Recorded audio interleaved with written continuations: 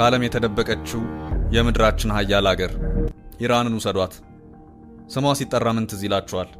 ሚሳኤል፣ ቦምብ፣ አጥፍቶ ጠፊ፣ ጽንፈኛ፣ አክራሪ ሰዎች፣ የፈረሰ ከተማ። ብዙዎቻችን ስለ ኒውክሌር ማዕቀብ ወይም አሸባሪነት እናስብ ይሆናል። ተሳስታችኋል። አብዛኛው የዓለም ሕዝብ ስለ ኢራን የሚያውቀው እውነት ውሸት ነው። ይህን ውሸት ለዓለም ሕዝብ ሁሉ ያለመዱት ደግሞ የምዕራቡ ዓለም ተናካሽ ሚዲያዎች ናቸው። ብዙዎች ኢራን አረብ ትመስላቸዋለች።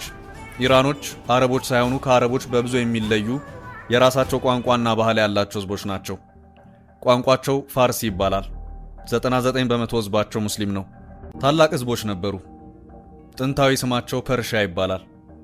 ከዓለም በፊት የነቁ ዓለም ሳይባንን ዕውቀትና ስልጣኔ የገባቸው የእውነትም ታላቅ ሕዝቦች ነበሩ። አረቦች ናቸው የሚለውን ጥያቄ አይወዱትም ይባላል። ይበሳጫሉ። እኛ አረቦች ሳንሆን ፐርሺያኖች ነን ብለው ይመልሳሉ። ጥንታዊ ታሪክ ካለነሱ ባዶ ነው። የብዙ ሺህ ዓመታት ታሪክ ያላቸው ጥንታዊ ሕዝቦች ናቸው። የሂሳብ ቀመር የፈለቀው ከነሱ ነው። መድኃኒት ቀምሞ በሽታ መሻርን ያውቁበታል። የአስትሮኖሚና ፊዚክስ ሊቅ ናቸው። ኬሚስትሪ በእጃቸው ነበር። የግንባታና አርኪቴክቸር ፈርቀዳጆች ናቸው። ሃይማኖት፣ ፍልስፍና፣ ሳይንስ ከነርሱ ፈልቋል። ጥንታዊ ዞሮአስትራኒዝም የነሱ ነው። ምን አለፋችሁ እነሱ የሰለጠኑት ዓለም ስልጣኔ ምን መሆኑ ሳይገባው ነው።